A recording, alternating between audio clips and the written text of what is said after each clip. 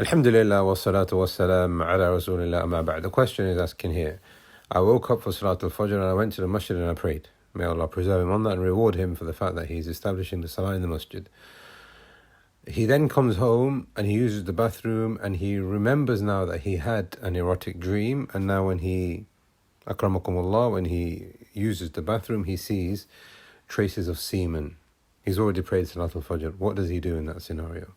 Now, this brother's situation is going to fall into one of the categories that I'm going to mention, but the reason I want to mention all of these different categories so that the answer is comprehensive.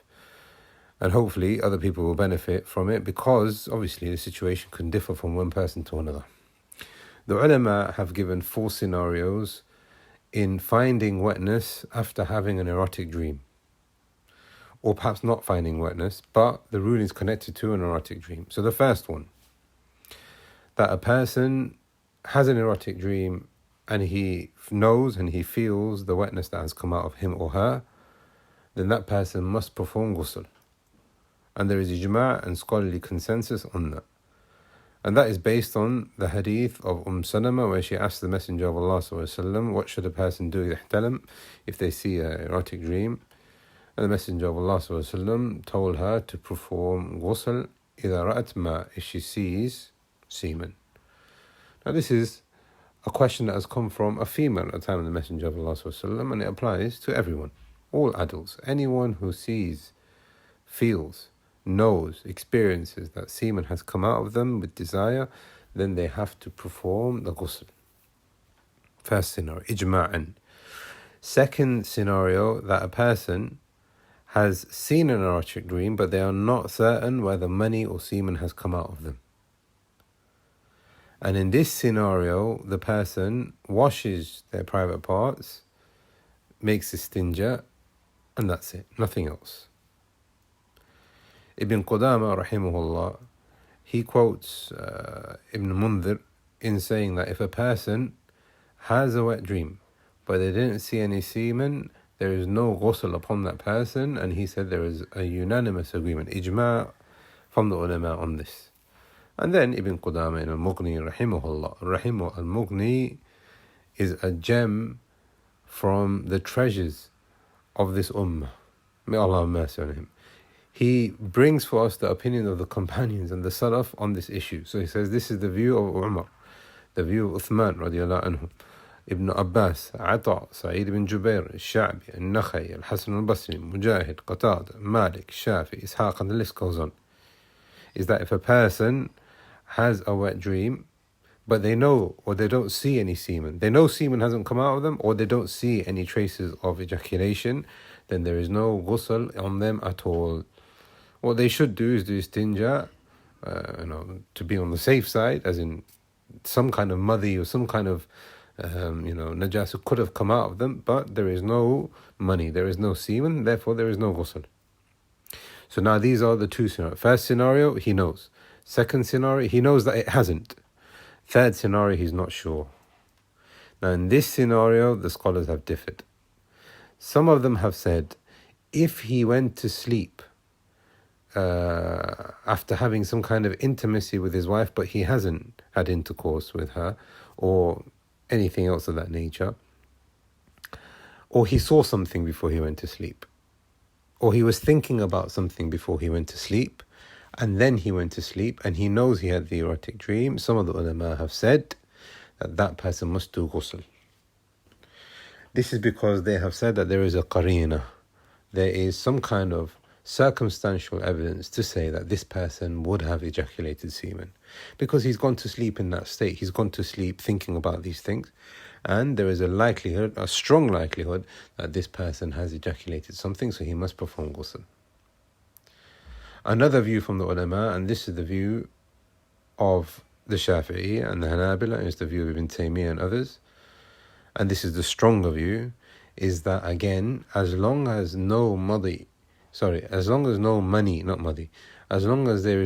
semen that has been ejaculated, then there is no ghusl upon that person, because of the hadith of Sallam. إِذَا رَأَتْ مَا, if you see the semen, if you experience the semen coming out of you, that's only when the ghusl becomes wajib upon you. As for madhi is, the liquid that comes out of you when a person is aroused.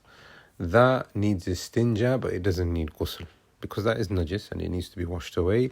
And this is what the Shafi'i, Imam al-Nawawi rahimahullah said, Imam Ahmad, and this is the view of Ibn Taymiyyah rahimahullah, and this is the correct view. This is because no money has come out of this person, no semen has come out of this person. Therefore, how can we then say that ghusl is wajib? But there is a strong likelihood that madhi has come out of this person, so then this person should wash away any kind of najasa that could be on his private parts, and perhaps look at his clothes, etc., and then that's it. Fourth scenario. So now the third scenario is a person is not sure, and if that person is not sure, then you go with what is apparent. Apparent is money came out of you, or money didn't come out of you, and that's it. If you know now that money has come out of you, semen has come out of you, then you need to perform ghusl. If you know that it hasn't, there is no evidence, even the fact that you've had an erotic dream, some of the ulama have said, because of the fact you saw an erotic dream, there is a strong likelihood that you must perform ghusl. What seems to be the correct view is that there isn't any reason for you to perform ghusl, because the Messenger of Allah said, إِذَا رَأَتْ مَا, if you have seen, the ejaculation come out of you, experienced it, have got it there in front of you. That's the third. Fourth scenario. A person has a wet dream. They wake up, there's no wetness.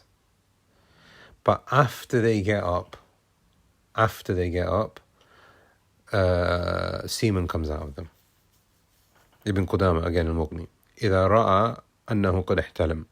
This person has seen an erotic dream. وَلَمْ يَجِدْ مَنِيًّا, and he doesn't find any semen. فَلَا غُسْلَ عَلَيْهِ. And there is ijma' on this. This person, there is no ghusl upon this. لَكِنْ إِذَا مَشَى. However, when he gets up out of bed and he starts walking, فَخَرَجَ مِنْهُ مَنِي أَوْ خَرَجَ بَعْدَ إِسْتِيقَاظِ فَعَلَيْهِ غُسْلٌ.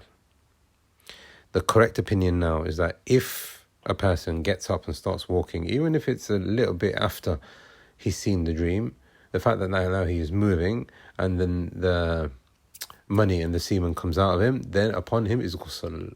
This is because the person has seen something which is erotic, and the money has come out, the semen has come out in relation to what he has seen, then the ruling is then established upon him. So then basically, to summarize here, if a person has seen something come out of him, then the ghusl is upon him. If a person hasn't seen anything come out of him, the correct view in this is that there is no ghusl upon him. Imagine now this is the mas'ala which the brother is asking about. Imagine now a person prays, having thought that nothing came out of him, but then it transpires that something does come out of him. As we see here from this last scenario, Ibn Qudama is quite explicitly saying here, if a person doesn't see anything at first, but then something comes out of him afterwards, then ghusl is upon him. So imagine if a person gets up and prays, and then there is money, then he sees traces of money, then we will say to that person, you need to perform ghusl and you need to repeat your salah. Allah will reward you for the fact that you attended the masjid and prayed, etc. That inshallah will be recorded for you, but you still need to repeat the prayer.